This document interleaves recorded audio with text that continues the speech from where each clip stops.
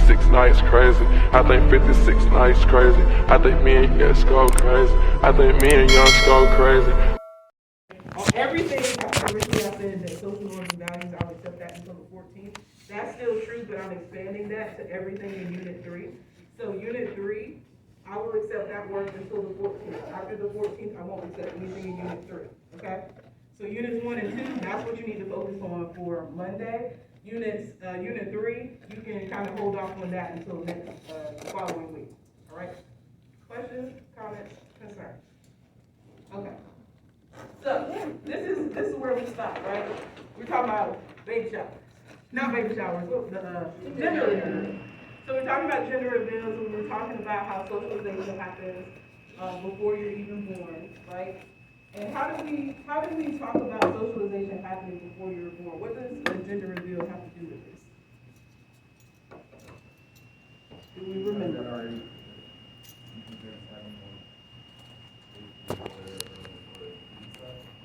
Yeah. So they're defining that. And what was the I know it was like a play on words, but what did I say was a better description of a gender reveal? What did we say? The baby. Yeah. A genital reveal, because remember we talked about the difference between sex and gender, and you know the assumptions that people have about children.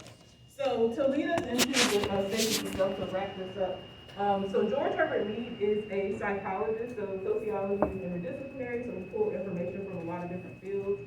So the stages of self, you don't even know all the information about them, but just generally what happens in each stage and why it's relevant. But he talks a lot about kind of this development of ourselves. And these stages of self are a part of how we are socialized as children. And these are also very important developmental milestones for kids. And I'm pretty sure if you've been around children, these milestones are going to be very familiar to you. So the first one is called the preparatory stage. This is from age about 2 and up.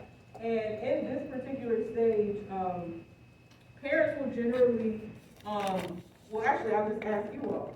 If you have ever been around a child age 2 and under, what do parents usually tell you not to do around those children? You go ahead and say. Not to not use a language like cussing and stuff. You gotta watch your language. Why? And then They are sponges. Yeah, and they will literally repeat what you're saying. So the preparatory stage is when we have children that are mimicking, you know, what's going on. This is a part of their learning. That's a social learning. So they're learning, you know, what sorts of things to say, how to say them, all of that. And in this preparatory stage, the reason why we're also talking about this is that when we're talking about, you know, the children mimicking, like I said, it's going to be the people that they are around a majority of the time. And so if you've ever been around a child around this age, and have you ever heard people say, like, you know, my 2-year-old, my 1-year-old, they can read, you know, they're reading the books. I don't know if you ever heard that, but people do say that. Yeah, and so what I usually say to that is that if they're around this age and you're reading that book to them every day, and you're very animated when you're doing it, and they're, you know, saying it back to you, it's not that they can read, they are literally mimicking what you're saying. Well, I'm not saying that all can, but it's an anomaly. That's what I would say. It is not likely. It's not saying it can't happen, but it's not likely that they're able to read, because that's generally what happens. Yeah. Does that make sense? And so all these stages, as most stages are, there's always exceptions to the rule, so to your point. The next one I want to talk about is the play stage. So this is around ages 2 to 6. Has anyone ever played with a child age 2 to 6, trying to play a game with them where there was a lot of rules? How did that go? Not well. You said not well? Yeah. Yeah. It's because this is kind of another developmental milestone. So during the play stage, this is when children start to people who are known as the significant other. So this will be people in their lives, characters that they're watching on TV that become like really important in them, like understanding just how the world works. So they're watching like a lot of TV. It'll usually be their parents or whoever that primary guardian is. But the reason why we're talking about this is because there's some important stuff that happens during this play stage. And so before I talk about this picture that I have up here, my question for you is, how many people in here have ever heard the saying that women are the primary caregivers of children because they're just biologically more nurturing? They're more nurturing. That's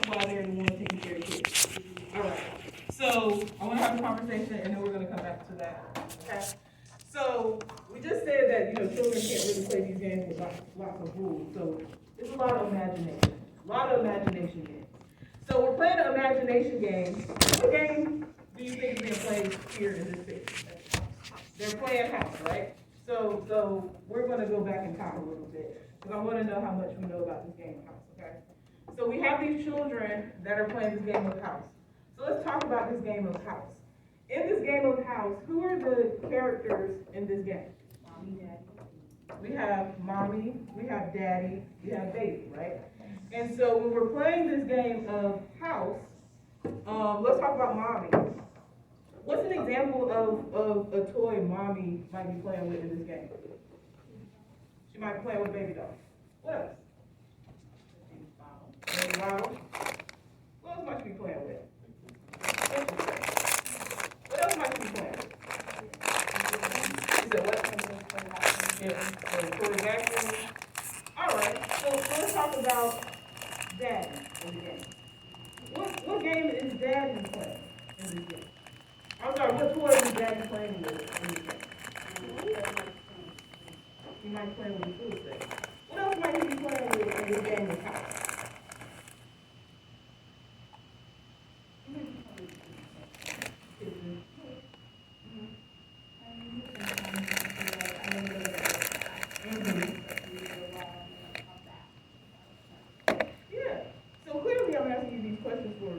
About this very fun game of imaginary house. What does this game of house, why do you think I'm asking you about what toys these kids are playing with? So they're portraying what they've seen growing up. And what does that have to do, what does these children playing with these toys as children have to do with them being adults? Go ahead. It establishes traditional gender roles. Yeah, this is socialization. Remember I said it's like very innocuous? Even the toys that we play with. Think about when you go to the toy store. Are the toys that you see in the store generally divvied up in gendered ways? Mm-hmm. Yeah, and what if, and just think about this is a rhetorical question for you, but what purpose is it serve two gendered toys? Does that make sense? Outside of like socializing us into what we expect. So I know you mentioned boy, child, dad. He might play with the kitchen set. That's absolutely true. But let's go a step further. So we have boy child. Say boy child wants to play mommy in this game of house, and he wants to get a Barbie doll to play with that. How might people respond to that? Well, or rather, would the response to that be positive or negative? Mainstream wise. Negative. Why would that be negative? Because dolls are good. You said what? Yeah, because we have expectations of how we expect mommies to act. We have expectations of how we expect daddies to act. So this one game of house that we're talking about is really about socializing into gender roles. And so they're really teaching you about what we expect you to do when you actually grow up. So we have this game of house, and we have, girl child, we expect her to play the kitchen set, the baby dolls. But at the same time, if boy child plays with this, he is punished. Does that make sense? Like, oh, you shouldn't be playing with that. Those are girl toys. Those, like that sort of sentiment. That's essentially kind of letting you know that this is not behavior you're supposed to engage in. So we have two children that have grown up with one of them being engaged in what would be play domestic work, but still domestic work. And we have other child who is being told that you're not supposed to do that stuff. Does that make sense? How does that show up in adults? How does that show up in adults? Does it make sense what I'm asking?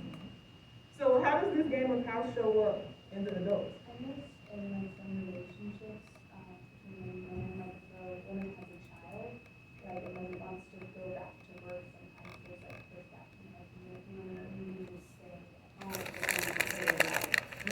Yeah, because there's an idea that domestic work and things that happen within the house are something that belong to women. And when we get to gender, we'll expand on that a little bit more. And so when we were having that conversation, remember, because what I asked you at the beginning of this was the idea about women being more nurturing. And so, as a social scientist, what I would say is women are not naturally more nurturing. Because if you have had your entire life to be socialized into this behavior, and on the flip side, we have another gender that's being told that you are not to engage in that behavior, then we are essentially like creating these circumstances. Does that make sense? And even outside of that, this idea ends up becoming harmful because if we start with the idea that women are just naturally more nurturing, what ends up happening with that is that we ignore the ways that mothers can harm their children. Does that make sense? Because just being born a woman does not mean you're going to love those children. Does not mean you're going to be a good parent to those children. These are skills you actually have to learn. Does that make sense? Go ahead. It also kind of reminds me of the conversation around the mental load of like managing a household and like how like, you know, wives would take videos of like, I have to send my husband with literal photographs of what to get from the grocery store, like crazy stuff like that. Like this idea of like this is kind of not a good example, but like several people I've encountered in my lifetime that were cis men did not know how to do certain, like never bought themselves bath towels before. They were always given them by their mothers. You know what I mean? Like this kind of weird, like it doesn't teach them how to take care of their home because they're told they're not allowed to. Mm-hmm.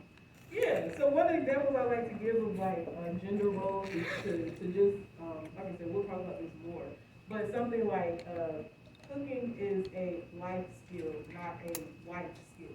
Yeah. Does that make sense? Because you need to know how to cook, you know, to actually live.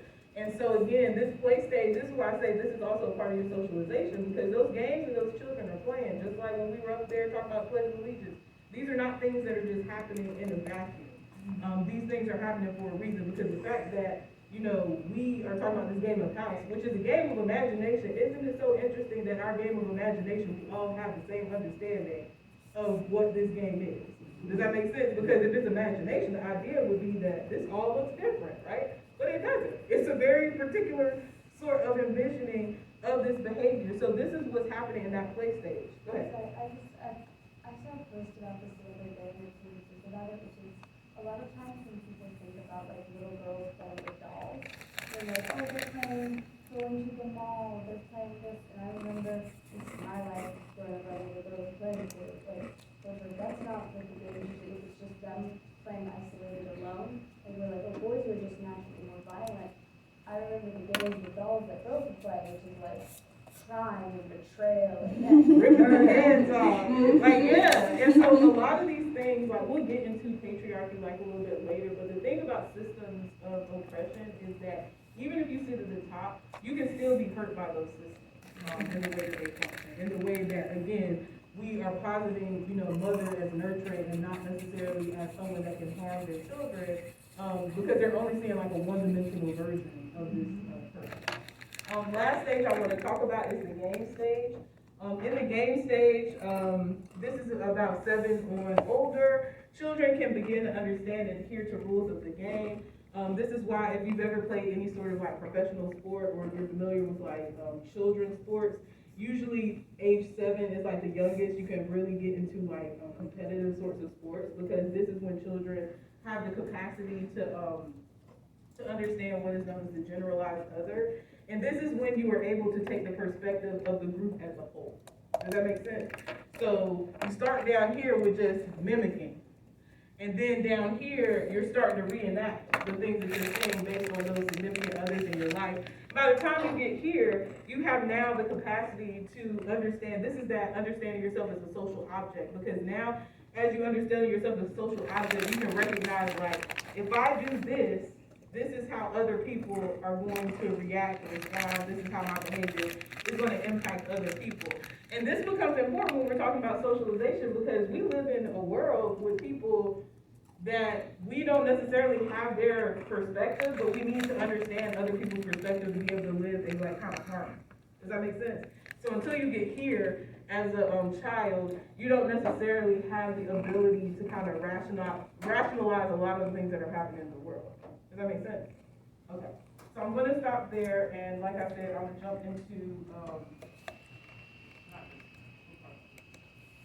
going to jump into spend like this last about 15 minutes talking about this one. So chapter 5 is on social interactions, groups, and social structure. We're not going to go through all of this. The only thing we're actually going to talk about today is social structure, not social structure, the social interaction.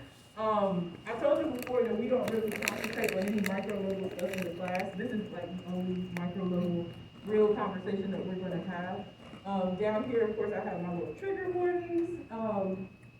So just for the sake of time, I'm gonna talk about social interactions, then I'm gonna skip to my example so we can have a discussion in class, get into the in-class assignment, okay?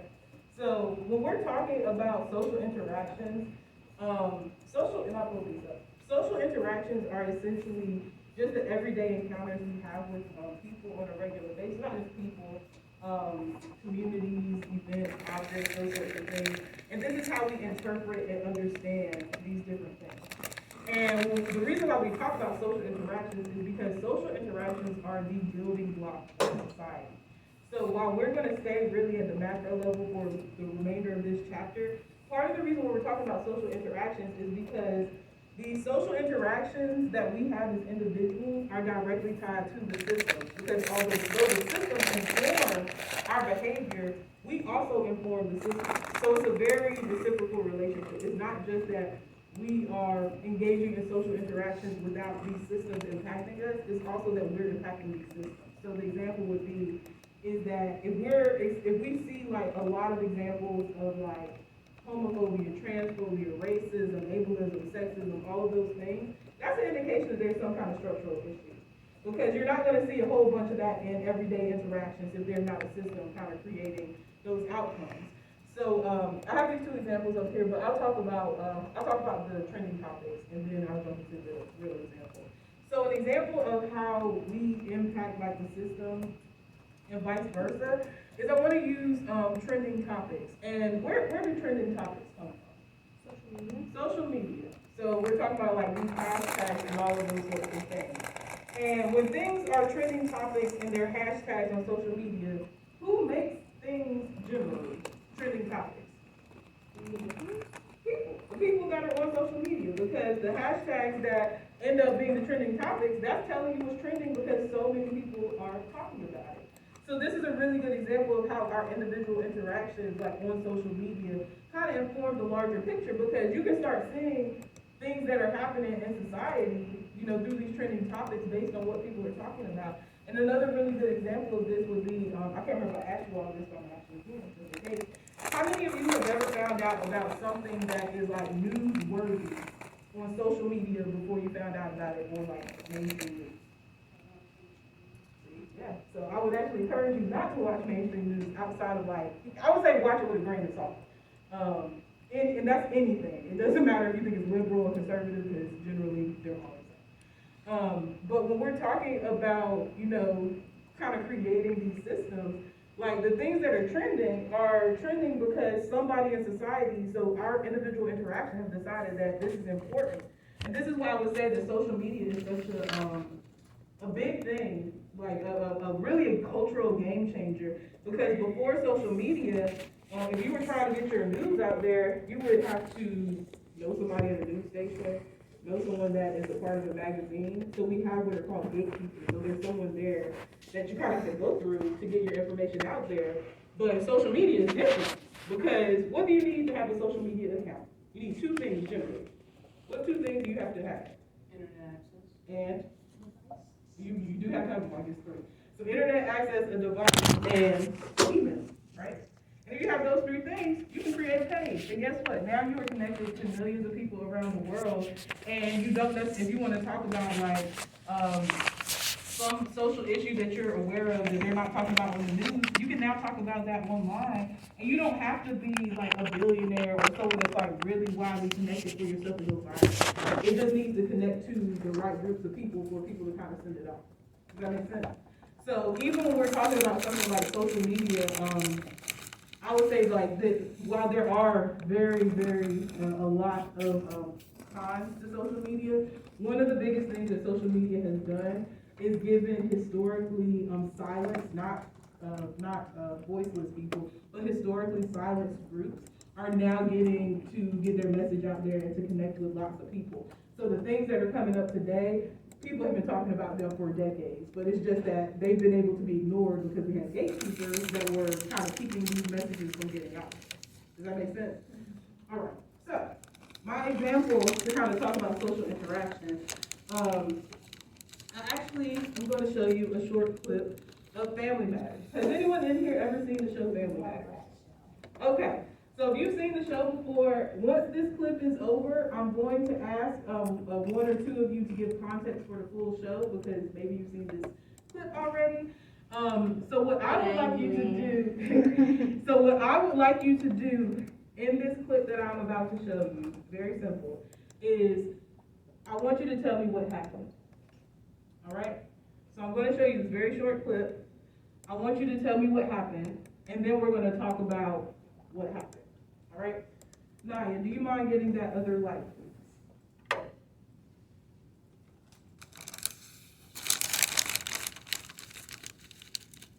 I got to use it. I'm tired of clips with that, so maybe we got to do it.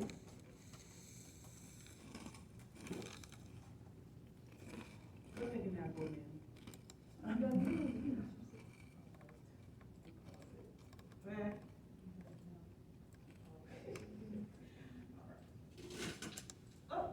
See, we're supposed to grade each other on this assignment. And right now, you're staring down the barrel of an F.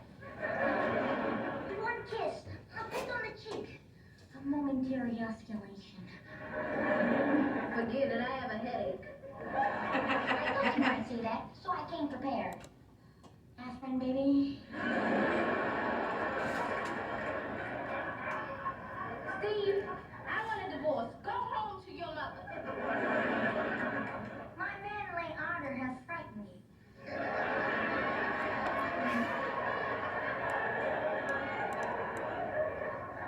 That's okay, it won't happen again. I'm prepared to wait forever if need be. In the meantime, I hope you'll accept this small gift as a little memento of our 2 glorious weeks together. Steve, this is really beautiful. 1/3 carat diamond with 1/10 the sparkle of your lovely eyes. This is real? Where did you get the money for this? From my stay-away fund. Every year all my relatives send me money and hope that I won't visit them. Steve, I can't accept this. It's too expensive. But my little baguette, it was a mere $800. $800? Are you out of your mind? This is a school assignment. It's pretend. We're not married. We're not engaged. We're not even dating, and we never will be. But I thought what I'd like is for you to leave me alone.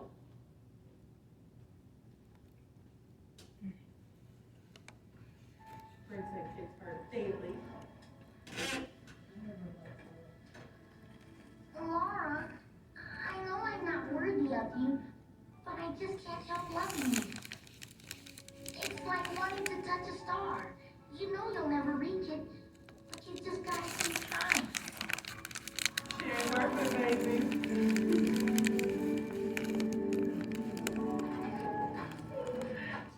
Why do you always say things like that?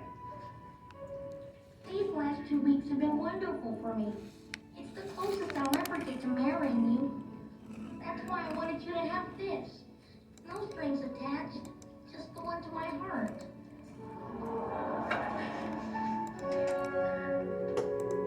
It ain't hit me like that when I was little white. Oh, my heartstrings, so sad. Okay, so, I could have asked you. Thank you. So, clearly, I'm just showing this to you for a reason. So, I want to talk real quick before we get into that reason. Can someone give a brief synopsis to the class really quick about what just happened in this episode? Obviously, they had an assignment where they had to pretend to be married, and he, of course, took full advantage of it because he's been in love with her from the second that they could walk, basically. So it was like a dream come true to him, and it was probably hell for her because he always drives her crazy with it. Do you want to add to this before I ask for some context about the show? All right, so those of you who have seen this show before, can someone really quick give a brief synopsis of what Family Matters is about in relation to Steve and Laura's relationship? Sorry. Go ahead, Naiya. In family lives, you have to know what they're like. For example, if you're like talking to a guy, if a girl is talking to a guy, you have to know both concepts of how they both feel about each other before you start. Yeah, and I think you're jumping ahead to what I want to talk about. So I'm gonna come back to you, okay? So right now, I just want the synopsis of Family Matters as the show. I do want to know about their relationships in a second, but does anyone know anything about the actual show before I tell you? I just want to give you a chance. So what is the relationship between Steve and Laura? They're neighbors, right? Neighbors, they've known each other pretty much their whole entire lives. He's been in love with her their whole entire lives, and he drives her crazy. He drives the whole family crazy. As you can see, he has his own visiting fund from all his family members. Yes, he does. He does. And if I'm not mistaken, Steve and Laura end up together at the end of the series. Yeah. So let me give you my description of what's going on, and then I'm gonna ask you again what happened. Well, I'm gonna tell you what happened, and then hopefully y'all will catch on what I'm saying. So in this video, we have Steve and Laura that are doing this class assignment where they are essentially taking care of, like, getting married or something like that. Steve, Laura's neighbor, has been in love with her since she was a child. Throughout the entire series, we have a lot of Steve letting Laura know that he is very interested in her, and most episodes kind of look like this where she is rejecting him.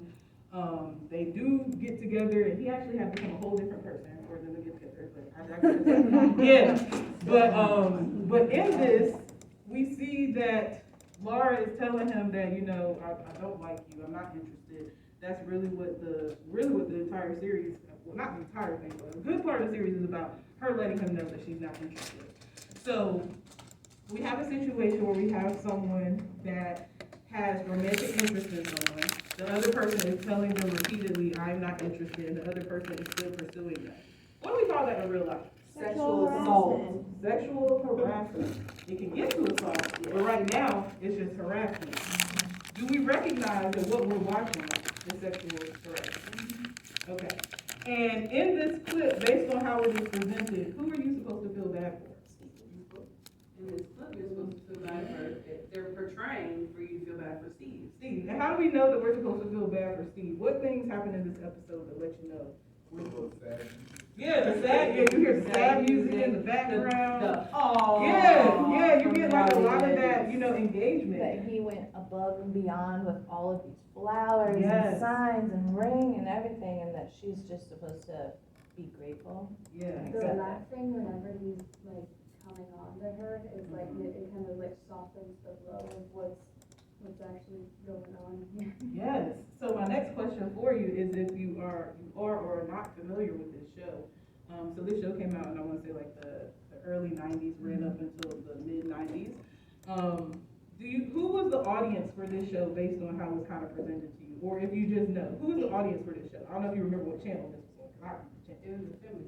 It was a family channel. It was a family channel. So this is a family show that's showing a sexual harassment with a laugh track and a sad track.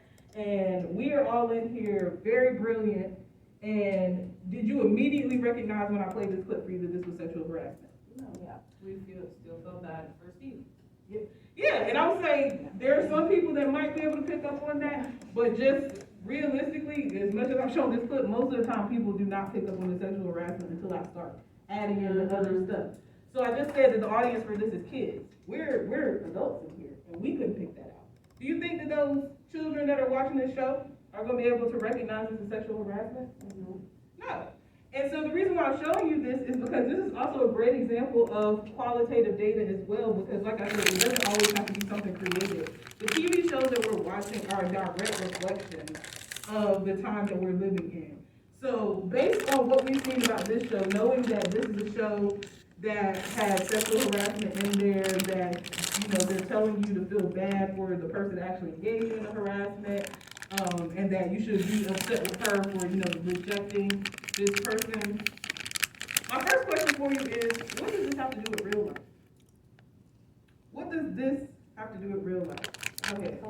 Just speaking from experience, I've been in this support with somebody who like would try to be very nice and with new things, and then take that as like, okay, I'm doing all these things for you, so you owe me something, and then even after turning them down, like this was when I was even very young. I remember once when I was in the neighborhood with one of like the boys in my neighborhood, and I went over to his house, and he tried to get me to tip him to be able to leave. And he like told it right back to the behavior, and I think it's kind of encourages this idea that when, especially with like cis men, that even if a woman says no, you can make her agree and get her to step for your really romantic. You just have to change her mind.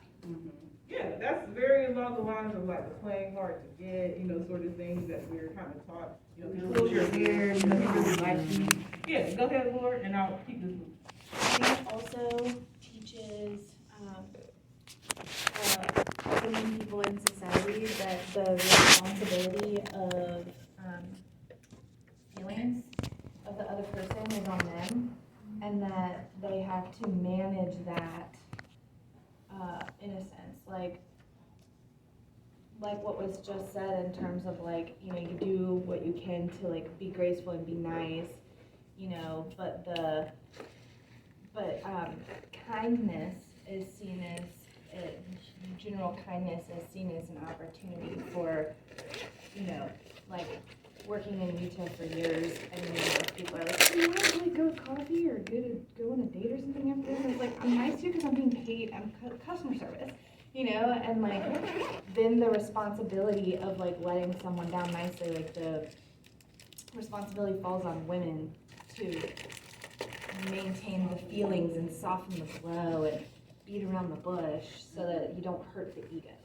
Yeah, and this came out in the early 90s, and so the way this connects to your point of what you all are saying is that in the early 90s, the fact that this was in a TV show for like families and children should let you know how socially normal sexual harassment was. Does that make sense?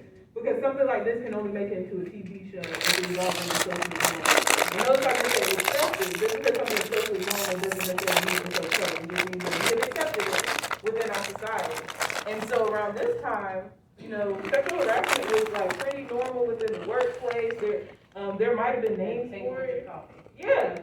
There wasn't really any repercussion. It wasn't until I want to say, I can't remember the year, but I remember it was Clarence Thomas and Anita Hill. Clarence Thomas in the Supreme Court justice right now. But if you have time, I would highly suggest you go look at Clarence Thomas's induction into the Supreme Court. But that's when we started getting laws about sexual harassment, because he had a former intern staffer. I don't know what she was, but she came forward talking about her experience with him. And that's when we started getting more conversations around sexual harassment in the workplace and all of that. And so when I say that this is qualitative data, I'm using this example right here, but I'm pretty sure we can come up with examples of other shows that, maybe you saw them when you were younger, that if they were, like, this is a show that if it was played today, would likely be received a lot different, because we have different cultural understandings of consent, of sexual harassment, of all of those sorts of things, and also the content that children are actually watching. And so we can talk about other shows, that have not, what we call, they did not age well. They did not age well. Can you think of any, there's two things on top of my mind, but can you think of any other shows that maybe watching them as children, now that they're coming up, I feel like I know what you're going to say, but go ahead. Johnny Bravo. Oh, I didn't think about that. Yes, Johnny Bravo is a good one. Yeah, I was going to say, my other class, they brought up the Quiet on the Set documentary about Nickelodeon. That's a really good one, and I know I haven't gone back and watched it. I watched clips of it only because I grew up watching those shows. So it's very jarring to watch them again as an adult and hear about what was actually happening there, and look at them like with a different set of eyes. I'm like, wow, this is some very disturbing content that they have put into these children's shows. And like I said, I grew up in like the 90s, 2000s, so that's not that long ago. And another example would be, because I'm just talking about children's shows right now, has anyone ever seen the Disney movie Blank Check? Okay, if you haven't seen it, Blank check, yeah, it's when they they get young boy, Blank Check, blah, blah, blah. And if you have, you ain't gotta watch it, but ultimately, I went back and watched that as an adult. And it's far different because we have a young boy who is in a romantic relationship with an adult woman. Like, they are really in a romantic relationship on Disney, and I'm just like, wow, I really thought this was good, you know, when I was a child. And so this is, again, this is just a social interaction, but just watching this short clip about, you know, this made up sort of scenario tells you a lot about what's actually happening in society and what people found to be socially acceptable. So this is how we can not use like necessarily like quantitative data to go ahead and make these assumptions about society. All right, so I'm going to stop there, and now we are going to jump into this ICA. So did anybody get a chance to watch the Global Issues Project? You didn't have to watch it. Did you get a chance to glance over the social norms and values assignment or the video that I posted? If you have not, I highly suggest you look at that. It has a lot of information about just the Global Issues Project, but specifically how what we're about to do in class relates to the next part of your assignment, okay? And I talked about it in the last class, so I'm not really going to spend too much time going over that, but I do want to talk us through this assignment. So what we're about to do, this in-class assignment, is the brainstorm assignment, and this connects to the social norms and values chart. If you go onto the Blackboard in Unit 3, you're going to find the social norms chart in the GIP. This is what the chart actually looks like. When you do this chart for the actual assignment, what you're going to be required to do is there are 7 different categories. For each of those categories, you're going to have 3 social norms and one value that connects to those social norms for whatever that topic is. And you're going to have the U.S. side, and you're going to have whatever your GIP country is. We're working on the U.S. side today, so by the time we leave out of here, we'll have a good amount of this actually done on the left side. So you really should only have like 1, 2 of these left to do outside of class in this entire class, okay? So this is a citations are required assignment. If you submit an assignment to me without citations, I'm going to not grade it. I'm going to send you a message, and I'm going to give you a very short amount of time to give it back to me for a grade. So please make sure that you're citing your work. I actually am going to add an additional slide into this PowerPoint because I got lots of questions from my last class about like what I expect in citations. So I'm going to put a slide in here because what I have up here I'm also going to give to you. You'll get it on Wednesday. So what we're actually going to do today, these are the 7 topics. I've already broken them down. What we're actually going to do today is we are going to complete a good portion of this actual chart. So before I put you into groups, what we're going to do is we are going to do together what I expect you to do with your group. And so what we're going to do is I'll tell you what topic we're going to use, but we're going to take one of the topics. And what we're going to do is we're going to come up with 3 social norms. And then we're going to come up with a value that connects to that social norm. And that's essentially what I'm going to expect you to do with your group. And I'm going to give you a bunch of resources to actually use to do this, okay? So what we're about to do right now is we are going to put together our own little chart. And before I start this, I do want to say I have hard copies of this chart. You won't be turning this in per se, but if you want a copy of this to kind of write down what we're doing, you're more than welcome to it, with the understanding that everything that we're doing in class, I'm also going to post on Blackboard. I'm putting together a collaborative document. Does anyone else want a hard copy?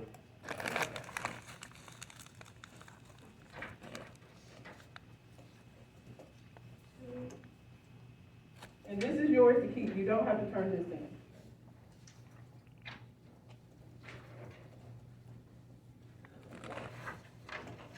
All right. There you go. So, like I said, we're going to do this in class. This is a class assignment where I'm not grading necessarily going if you're right or wrong. I'm just trying to make sure you're on the right track for the actual assignment. So, what I will say is this one that we're about to do right now, this one is going to be right. Meaning that when I put this in the collaborative document, and the collaborative document is going to look just like this. It's going to be a digital copy of this. And I'm just going to put in what your groups have come up with and what we're about to do in class right now, so that you can ultimately, if you do this correctly, you will be able to lift what I put on Blackboard, or rather download that chart and fill it out, okay? So I'll give you feedback up there as well. So what we're about to do right now is we are actually going to, let me hide this, I want to see the other stuff. We are going to put together our own little chart. Let me pull this up for us. Give me a second.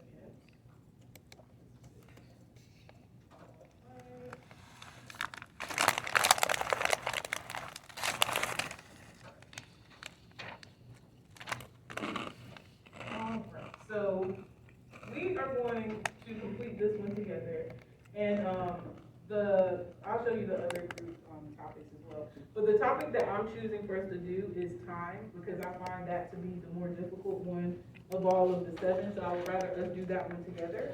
So, let me pull the notes out. Okay. So, this is what we're gonna do. So, we're gonna come up together with some social norms for this, for time, related to time. I'm going to give you a value because I already know value. And then I'm going to talk to you about what I kind of expect when you actually do this assignment, okay? So, our example is about time. So I'm going to start off with an example of the social norm for time, and then I'm going to take some from you all, okay? And the strongest ones are the ones that are going to end up in the collaborative document, and then we're going to talk to the actual value. So a social norm related to time would be teachers should dismiss students when it's sent at the time class is scheduled to end. Because that is a social norm. That is a socially expected behavior in the specific situation. If we have class relating to time, then I'm supposed to let you out when class is done. Does that make sense? So give me another example of a social norm. What is another social norm related to time? It doesn't have to do with class, this is just time in general. Arriving 15 minutes before doctor's appointment starts. 15 minutes for doctor's appointment. Alright, I saw your hand, Laura. Daylight savings? Oh, so give me a specific norm related to that. The evening of daylight savings, everybody needs to set their clock back. And then in spring forward, they need to set it forward an hour. And that's on all your appliances and everything. I never do it. Yeah.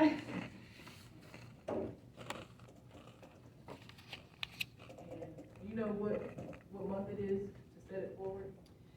I know March does that. Does it make sense? Like, Yeah, set spring. in, if you come up with the month, just let me know. November and March. Okay, so November. These are good. Can someone give me another, did you raise your hand up? Go ahead. I don't know if it's too broad of a concept of time, but like by certain ages, you're supposed to reach certain milestones in your life. That would be too broad.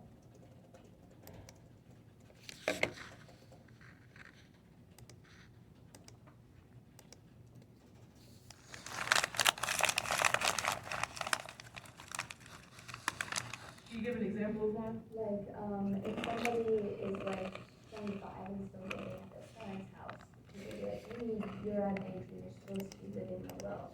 Or, like, you're 30, why haven't you had kids yet? Like, so that, yeah.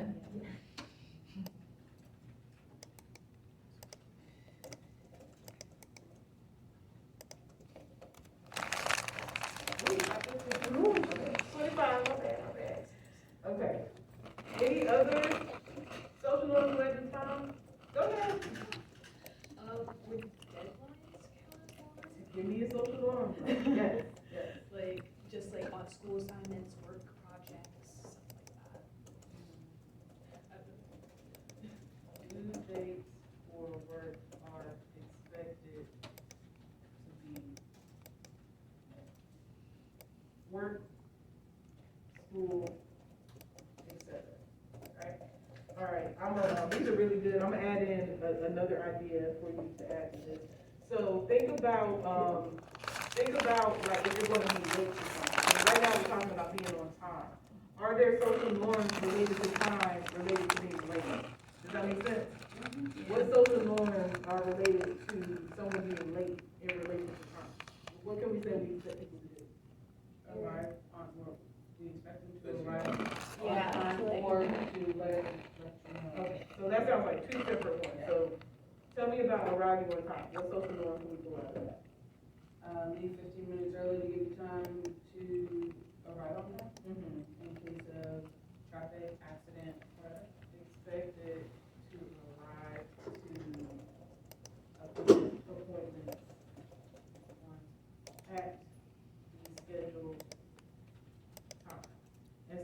is the relationship being related to social media? Giving enough time notification, so that's tardiness. So if you are late, you are expected to let someone know, right? Okay, I think these are really good, all of them actually. So, all of these are really good, social norms. So I'll decide at a different time which ones I'm gonna pull, but I'm gonna put these into the chart. But the value that I would actually put in here is that time is a value. This is one of the only ones that's gonna read like this, because time itself is the value. Does that make sense? Because we said that values are what inform the behaviors that we're kind of engaging in, good versus bad. So because we see time as valuable, that means that we don't want people wasting our time, right? And every single social norm that you have up here is directly tied to not having your time wasted, right? So we have time as a value, and so that's what our value is. So I would expect you to put what the value is. I'm gonna bold this at the end. I would expect you to put what the value is, but not just put what the value is. I need to know how it connects back to at least one social norm. You have to have 3 social norms per topic, but I expect your value to connect to at least one. It doesn't have to connect to all 3. So how can we connect this idea of time as a value to, I mean, we could connect them to really all of these social norms, but how would you connect time as a value to at least one of these social norms? Go ahead, Laura.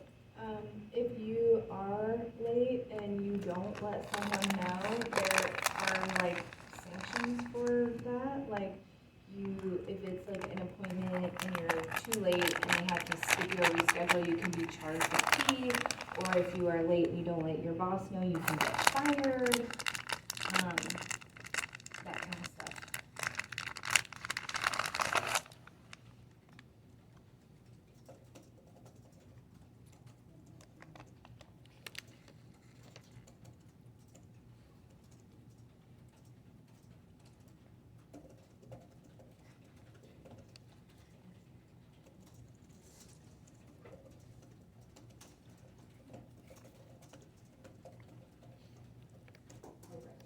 So I put time as a value, so that's the actual value.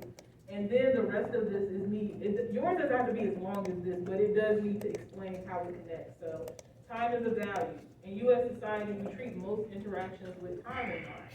So if you're late, you are expected to let someone know so time isn't wasted, and there are also repercussions for not being on time. Does that make sense? So this is letting us know that time is the value, and this is how we know it's connected to these social norms that we're talking about. This is what this value means. This is how it connects. So you need to have, what is the value? What does the value mean? How does it connect to your social norms? Bare minimum for the value part. All right? Does this make sense? Okay.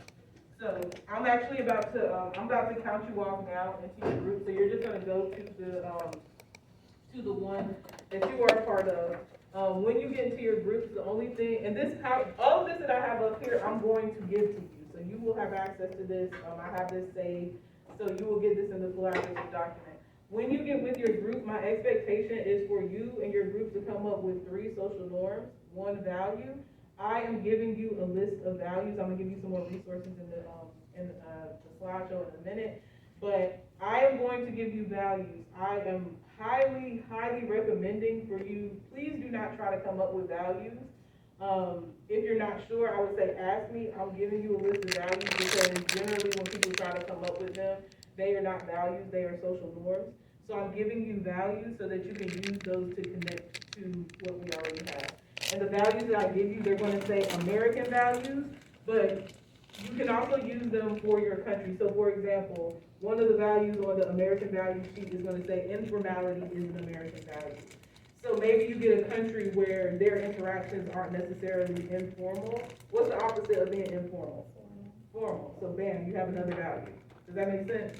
So use the values that I'm giving you, not just for, like, yes, use them today in class, but also make sure that you utilize, you don't have to utilize them, but I'm just telling you, if you utilize them, it will make this assignment so much easier for you, okay? So you don't really have to come up with them because I'm giving them to you.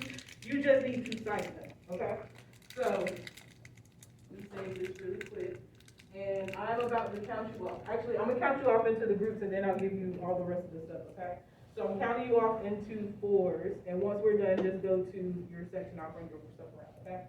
So we're gonna start with you as one, okay? 4, 1. Yeah, you're good. 1, 3. Yeah. 1, 3. Yeah. If you don't mind getting with your group, please. I'm about to give you your worksheet and your top.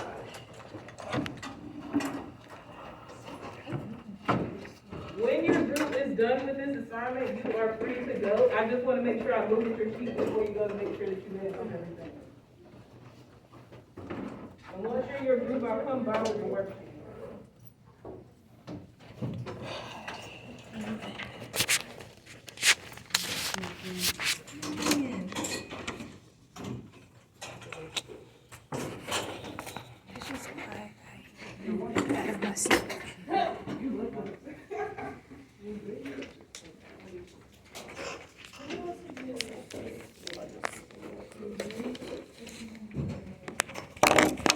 And there's only one worksheet, so you don't have to turn something in.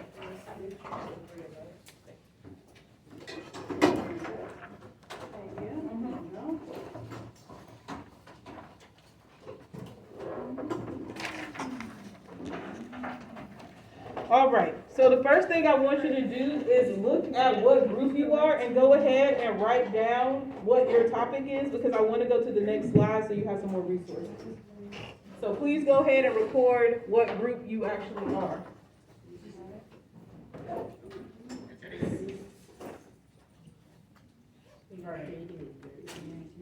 Is everyone aware of what their group topic is? Yes? Okay. All right. If we're aware, I'm gonna go to the next slide, okay? Because I want to talk about this one. Okay, so I told you. Are we just doing, is it this where we're determining what our values? I'm about to talk about that right now. So the last two worksheets that you have are American values. These, I only gave you one hard copy of this because I have these QR codes. So you can scan these if you want to look at them. If you don't have a hard copy, you will also get a copy of this on Wednesday when I post the collab document. So you will have access to these resources that you have. The list that I gave you, like I said, I'm giving you American values, so you really shouldn't be coming up with them off the top of your head. You do need to cite what you actually have. This will have citations in there, but I'm also going to talk a little bit about citations as well. You can do this assignment in one of two ways. You can do what I just did with you, and you can go through social norms and then figure out those social norms connected to the value. Or you can start with a value you think relates to your topic and then build your social norms around that. So you have either way. Some people prefer to start with a value. Some people prefer to start with the social norms. Like I said, I have given you the values to actually use. At least one of your groups, I might give you another one. But all I'm going to do right now, as you're working on this, is I'm going to come around to your groups. One, make sure that you are naming social norms, that you're clear on what they are. And then secondly, I'm going to ask you what value or values are you considering for your stuff. And remember, if you choose a value, you need to be able to explain what that value means. You need to explain how it connects to at least one of your social norms, okay? And every group has something different, so everything that you're doing right now, I'm gonna type it up in a document and give it back to you with full feedback.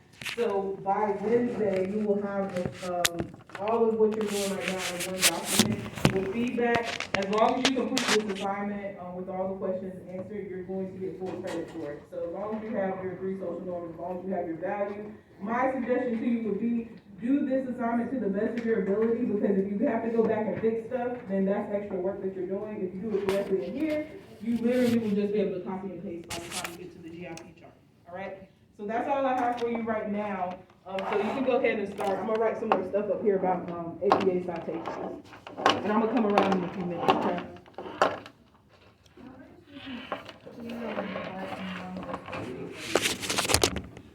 What do you mean? These are your topics. Oh, there it is, okay. So if you haven't written down your topic, please write down your topic, because this is what your social norms are So around. we're agreeing. Yeah. So So everyone knows what their topic is, right?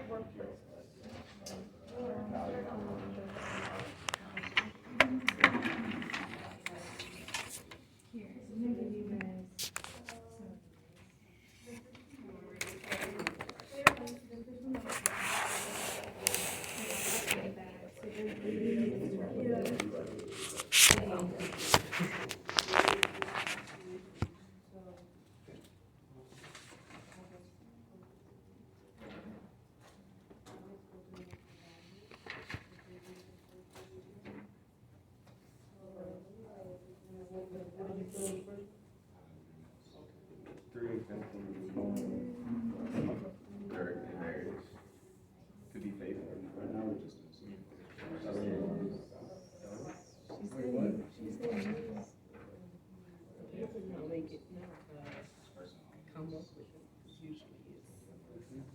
Aren't these the values? Excuse me. I'm perfect. So you have to for breakfast, you need to have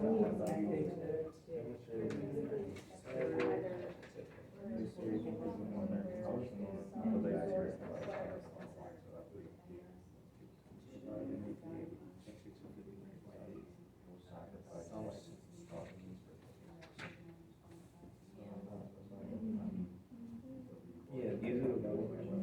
So you have to come up with them prepared. After we come up with 35.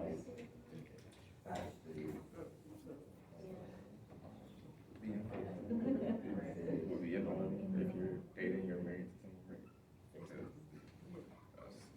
It should be a norm.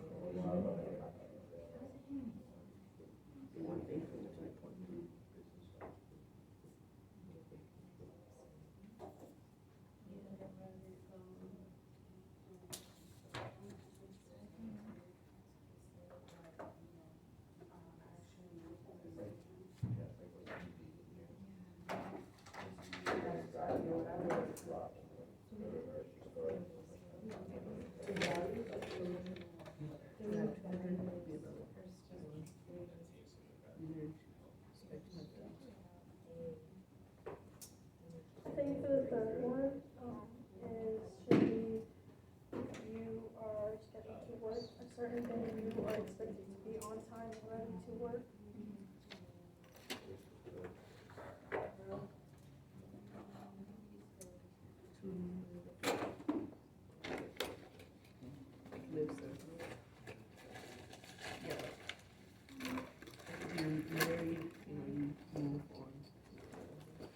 Like, I think about it here, it's like, I'm Mexican, but Mexico, we also, it's like stick together. So I'm like, here, it's like different, like everybody, you know, goes to a separate house and stuff. And if you wanna put that or something. Then that could So what is your group? Are y'all part of values, so like, live apart from the. Okay, so what's social media? We said having 3 meals a day. I have family everywhere. I got family in Florida, I got family in South Carolina, I got family in Georgia, everywhere.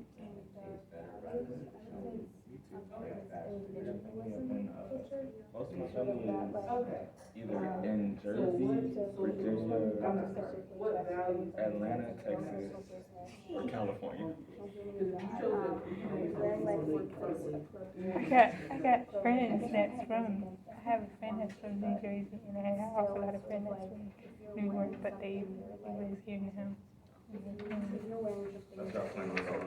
They both live in Clemens. How do you, and I'm just saying, like, how do you connect? Because remember, if you choose that value, you have to be able to explain what that is. How do you connect to it?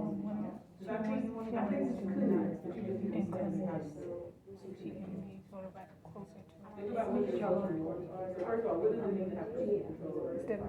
instead of have to, cause we ain't, she don't like to be in front of a house that's in the like driveway, like having, You Yeah, come to because the I house, think it's it's like right I- there, but my mom don't like that. So, It's hard because sometimes which if of you're the social being norms would relate to that's like, She I doesn't think like that's in conformity.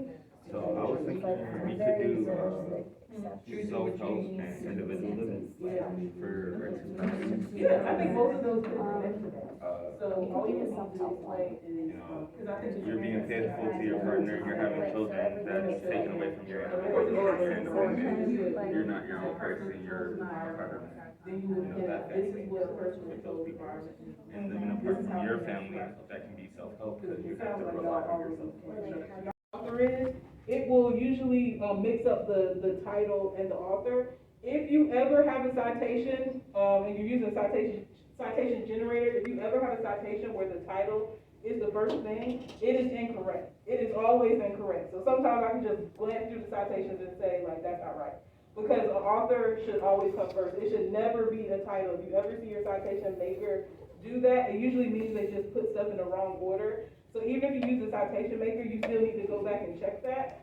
The other thing is, if you are doing, for this assignment, it's not this one, but the GIP chart is going to ask you for an in-text citation.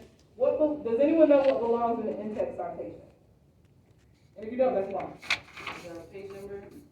Oh, so I should say, this is APA format, so I'll just, go ahead. The author's last name is the year of publication? Yes, so last name or organization and the year.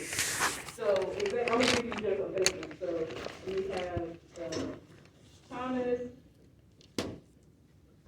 T, for 2024, this is a fake citation, I put sociology as the title. And I'll put google.com as the URL. This is bare minimum what you would need in the citation, all of these things. This is a full citation. An in-text citation would read Thomas,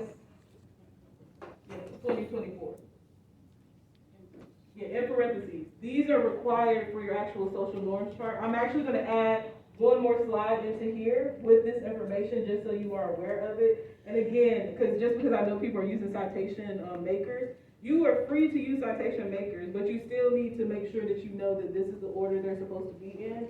So that way, if there's an error in it, you won't lose points for it. Because like I said, these two, the citations are worth 20 points of your social norms chart. So if you don't do these, then that would affect your grade list, all right? And if you were unsure about citations, just send me an email because I can help you out with formatting them. And like I said, I'm going to post this on Wednesday for you so that you have access to this along with what we're doing in class. If you are done right now, you're more than welcome to leave. Just make sure that you turn in your group worksheet. Everyone's name is up there. And what's that? Monday? Yeah. So I will see you all on Wednesday.